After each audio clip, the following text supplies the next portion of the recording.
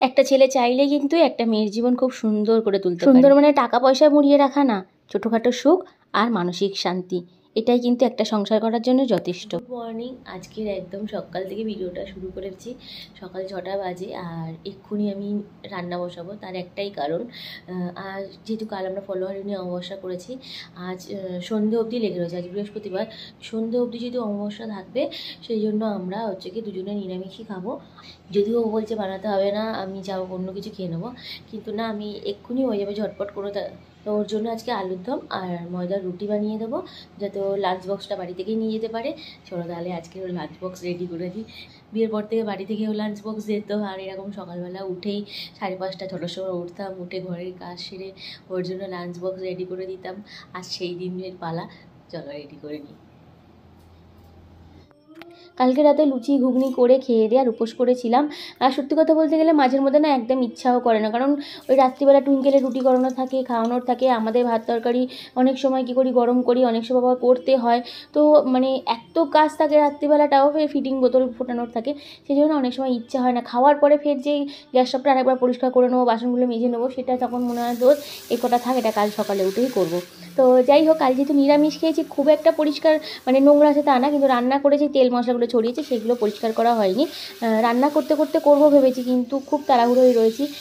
অনেক দিন পরে যেহেতু ওর অফিস যাওয়ার মধ্যে খাবার টাবার রেডি করে দিতে হবে, তা নাহলে বেচারা নিয়ে রান্না নামে করে নিয়ে যেতে পারবে না, সেটা খেতেও খারাপ লাগে। তো সেই জন্য আগে কী করছি, রান্নাটা বসিয়ে নিই, তারপরে বাসি কাজ সারবো। যদিও ঘুম থেকে উঠে আমি আমার বাসি জামা কাপড়টা প্রতিদিনই ছেড়ে নিই, এটা আমার দিদি আমাকে শিখিয়েছে, যে যাই করিস না কেন ঘুম থেকে উঠে আগে বাসি কাপড়টা ছেড়ে নিবি, সেটা আমি প্রতিদিনই করে থাকি। তো এখানে ওর জন্য আলুর দম বানিয়ে দিচ্ছি। যেহেতু অফিসে নিয়ে যাবে, যাই তাইভাবে তো বানিয়ে দিলে হবে না, কারণ সবাই খাবে না, একটা খারাপও লাগে। সবাই বলতে গেলে কি বাঙালিও আছে 2-1 জন। তো যাই হোক, এখানে কি ওর জন্য কাজু পোস্ত আমন্ড দিয়ে বেশ সুন্দর একটা আলুর দম বানিয়ে দিলাম। বাড়িতে টমেটো ছিল না, তাই ভাবলাম পোস্ত দিয়েই বানিয়ে দিই, খেতে কিন্তু বেশ ভালো হয়েছে। আর নিরামিষ রান্নায় ঘি আর চিনি এই দুটো অ্যাড করলে স্বাদ তো আরও বেড়ে যায়। তো গরম গরম আলুর দম হয়ে গেছে, সাথে বানিয়ে দেবো ময়দার রুটি। আর এখানে বললো কালকের ঘুগনি যেটা আছে ওটাও একটু দিয়ে দিবি।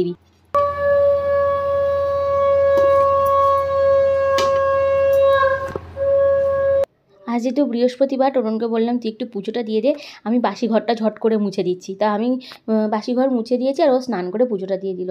এবারে ও খাওয়া দাওয়া করবে, তার মধ্যে একটু ময়দা রুটি করতে হেল্পও করে দিচ্ছে। আজকের মিষ্টির টিফিন বক্স টোটনের লাঞ্চ বক্স হয়ে গেছে। সময়ের সাথে সাথে আমি ওর খাবারটা রেডি করে দিতে পারবো কিনা এটাই ভাবছিলাম, যেহেতু অনেক দিন পর না হয়ে গেছে, বেশ শান্তি।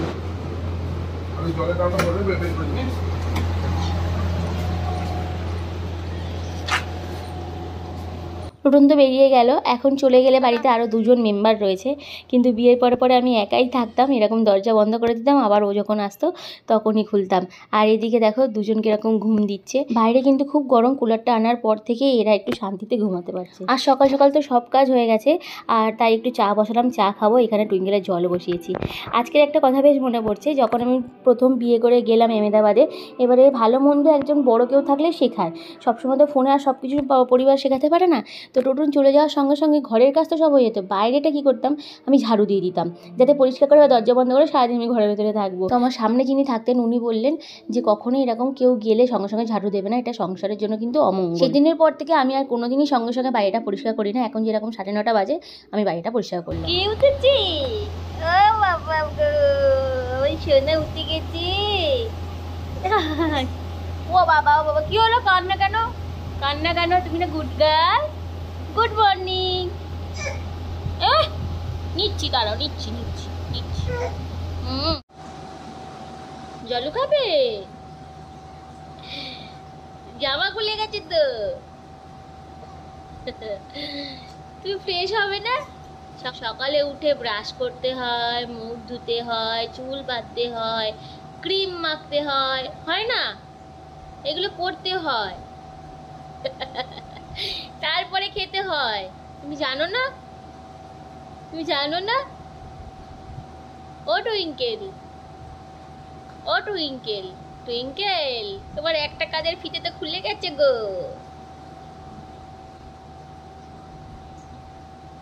ফ্রেশ হয়েছো? ব্রাশ করে নিয়েছো?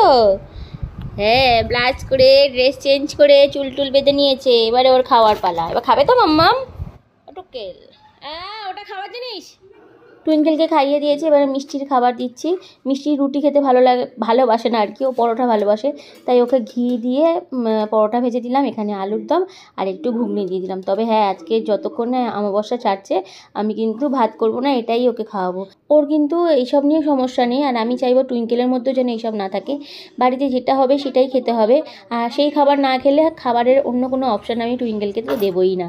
এটা আমি এখন থাকতেই ভেবে রেখেছি, কারণ এটা নয় ওটা, ওটা নয় সেটা, এরকম করলে এটাও প্রতিদিনই করতে থাকবে। আমার একটা কথা খুব মনে পড়ে, আমি ক্লাস 8-এ একজনের কাছে পড়তে যেতাম ম্যাথ করতে, তো সেখানে আর একটা ছেলে আসতো, তো ওর মা এসে রোজ স্যারকে কমপ্লেন করতেন যে আজকের এই টিফিনটা আমাকে করতে বললো, আমি বানালাম, আমার ছেলে খেলো না, ওর জন্য অন্য কিছু করে দিতে হলো। মানে যেটা যেদিন করে সেটা সেদিন খায় না, সেটা আবার অন্য ফেরে আর একটা কিছু করে বা কিনে এনে দিতে হয়। আমি সবসময় এটাই ভেবে রেখেছি, টুইঙ্কেলের জন্য কোনো আলাদা খাবারের অপশান আমি রাখবো না।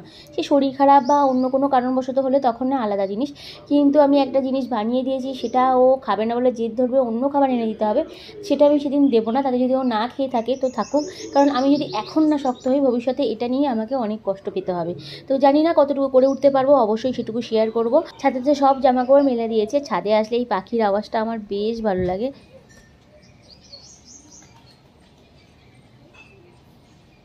গুড ইভিনিং, বিকেলবেলা রেডি হয়েছি।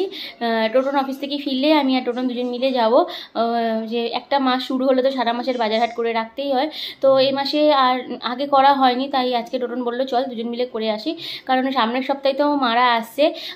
আর সবথেকে বড় কথা, বাড়িতে মারা আসছে, বাবাও আসছে, লালু প্রসাদও আসছে, যদি কিছু প্রয়োজন হয় ওরা এনে দিতে পারবে।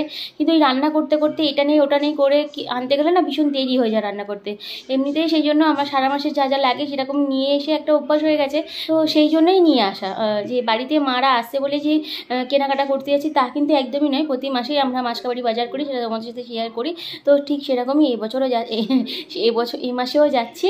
তো যা যা কিনবো চলো, এটাই তো লাইফ, প্রতিদিন তোমাদের সাথে শেয়ার করছি, তো সেটুকুই শেয়ার করবো। রেডি হয়ে গেছি, গরমে সাজার তো কোনো ইচ্ছাই নেই, যা হোক করে চুলটা বেঁধে নিলাম। আর একটা কথা, মিষ্টি আর টুইঙ্কেল ঘরে থাকবে, আমি আর টোটনই যাব, কারণ এক নম্বর তো আমাদের বাইকে তো 4 জন ধরবে না। তবুও আমি মিষ্টিকে বললাম চল আমরা সামনেই যে জেনেসিস মল আছে ওখানেই চলে যাব, অটোয় করে চলে যাব। তাও বললো না, আমি গরমে আমার ভালো লাগছে না। তো তাই মিষ্টি আর টুইঙ্কেল দুজনেই থাকো, কারণ একটাকে নিয়ে যাবো আর একটাকে রেখে যাবো, তো সেটা করলে তো হবে না, করতে গেলে দুজনের জন্যই সমান বিচার করতে হবে, তাই দুটোই থাক, আমি আর টোটন যাই। ড্রেস চেঞ্জ করে নিলাম, তার একটাই কারণ, ছেঁড়া জামা পরে বেরিয়ে যাচ্ছিলাম। ফোনটা যে পকেটে নিয়েছে, পাশ থেকে হাওয়া কেন লাগছে, তারপরে দেখি যে আমি ছেঁড়া জামা পরেই বেরিয়ে যাচ্ছিলাম। কোথায় ছিঁড়ে গেছে, এটা পরেই বেরিয়ে যাচ্ছিলাম, ভাগ্যিস প্রেস্টিজ পাংচার হয়ে যেত আর কি। বেরিয়ে পড়েছি দুজন মিলে, বেরোতে বেরোতে প্রায় মনে হয় 8টাই বাজতে যায়। বাইরেটা কিন্তু এই সময় বেশ ভালো লাগে, কিন্তু হাওয়াটা পুরো গরম, মুখ হাত পা সব জ্বলে যাচ্ছে। চলে এসেছি মলে, এবারে টুকিটাকি কিছু কেনাকাটা করার আছে। এসেই আমি আগে আমার জিনিসটা নিয়ে নিলাম, হিমালয়া নিম ফেস ওয়াশ, এটা কিন্তু বেশ ভালো। এখানে কিন্তু সানলাইট পাওয়া যায় না, সব টাইট। এরিয়াল হোয়াইট নির্মাটা বার করে, নির্মা জানিস না, ওয়াশিং পাউডার নির্মা, কি ওয়াশিং পাউডার নির্মা, যেটা এখানে না কাকা নিজে দেখে নিচ্ছে কোনটাতে ভালো পরিষ্কার হয়, কারণ নিজে মনে হচ্ছে কাকাকেই ঘরে দিতে হয়। তোকে যেরকম দিতে হয়। আরে লাগবে মশা মারা ধুই? না লাগবে না। প্রতি মাসে আমি আমার কিচেনটাকে একবার ডিপ ক্লিন করি আর এই হিটটাকে লাগিয়ে দিই, তবে এটা কিন্তু 2-3 মাস যায়। এই ছোটো গ্লাসগুলো দেখলে বেশ মনে পড়ে, আহমেদাবাদে এরকম ছোটো ছোটো গ্লাসে চা দিত, এখানে খায়ও হয়তো, তাই এতে বিক্রি হয়। ছোটো ছোটো গ্লাস, দেখি দাম কীরকম আছে, ভারী আছে কিন্তু। 59 ফোকাস 59। এখানে পামকিন সিডস, সানফ্লাওয়ার সিডস, এখানে আছে চিয়া সিডস, এগুলো সব ব্ল্যাক সিডস, সব আমার ঘরে রয়েছে। চিয়া সিড লাগবে নাকি? হ্যাঁ, চিয়া সিড দিদির জন্য একটা লাগবে। এটা ভালো, তাই কালোগুলো হয় ভালো, এটা খুব ভালো, আমি তো খাচ্ছি। এগুলো সব কৌটে রয়েছে চিয়া সিড, একটুকুনি হলে হয়ে যায়। ওই একটাই, এটাই মনে হয় 6 মাস যাবে। দেখি, এটাই 6 মাস যাবে। এটা কত টাকা দাম? 80 টাকা, 89। পামকিন সিডটা একটু বেশি যায়। 20 টাকা দিয়ে এর থেকে ডবল পেয়ে যাবি। আমি আমার প্রেগন্যান্সি টাইমে এগুলো প্রচুর খেয়েছি। এই তুলসী হ্যাঁ এই যে বল। ওইটা তোর 100 গ্রামের দাম 80। আহমেদাবাদে থাকার সময় আমি এই জামাই ষষ্ঠী স্পেশাল চিকেন ডাক বাংলো রেসিপি শেয়ার করেছিলাম, যেখান থেকে আমি 2500 টাকা ইনকাম করেছি। আর এবারেও জামাই ষষ্ঠী স্পেশাল খুব সুন্দর একটা রেসিপি শেয়ার করবো খুব তাড়াতাড়ি, তাই এখানে কালো কিশমিশ নিয়ে নিলাম, এটা খুব প্রয়োজন। সবাই একটা জিনিস খুব খায়, সোয়া চাপ। এটা কিন্তু টোটন দারুণ বানাতে পারে, একবার বানিয়ে মানে ভিডিও বানিয়েও তোমাদের সাথে শেয়ার করা হয়নি। এটা খেতে বানাতে পারলে খেতেও ভালো লাগে, যদি পারি শেয়ার করবো। এটা সোয়া চাপ মশলা রেসিপি তো অনেক জানি, কিন্তু দুঃখের বিষয় বানানোর সময় নেই।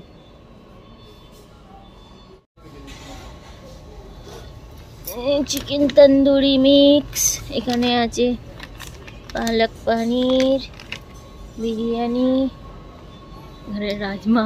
রাজমা দেখলে মিষ্টি বলবে আমাকে বানাতে পারো না আমার জন্য একটু। এখানে পনির বাটার মশলা। এখানে কিন্তু যে কোনো রান্না, এমনকি রেগুলার যে রান্নাগুলো সেখানেও এরা প্রচুর মশলা ইউজ করে। আমরা বাঙালিরা কিন্তু খুব একটা বেশি মশলা ইউজ করে রান্নাবান্না করি না, এত মশলা দেওয়া খাবার খেতে ভালোও লাগে না।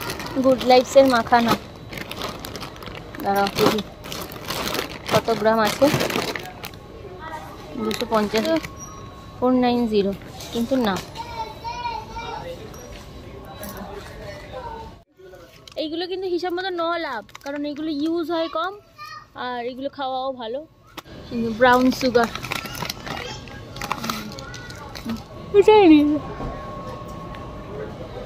সবসময় একটু করে। আমন্ড অয়েল, যেটা 25 গ্রামের দাম রয়েছে 115 টাকা।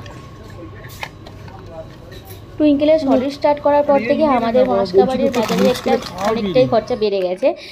যাই হোক, বাচ্চার পুষ্টির জন্য তো নিতেই হবে। আর এখানে টোটন সব বেছে বেছে নিচ্ছে কোন ব্র্যান্ড ভালো বা কোথায় ভালো বাদাম পাওয়া যায়, এই দেখে দেখে ও আর শুধু টুইঙ্কেলের জন্য নয়, যে কোনো জিনিস নিতে গেলেও প্রচুর সময় নেয়, আর এটা আমার ভীষণ বিরক্ত লাগে। বাঙালির মুড়ি ছাড়া দিন যায় না,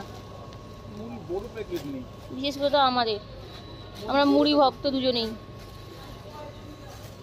আমাদের মাংসের তরকারি হলে মুড়ি লাগে, তরকারি ঝোল বেঁচে গেলে মুড়ি লাগে। চিকু 79, বাজারে 60 টাকা কিলো, আর এখানে 80 টাকা কিলো। লোকেরা মনে হয় বিস্কুট খেয়ে পেট ভরায়।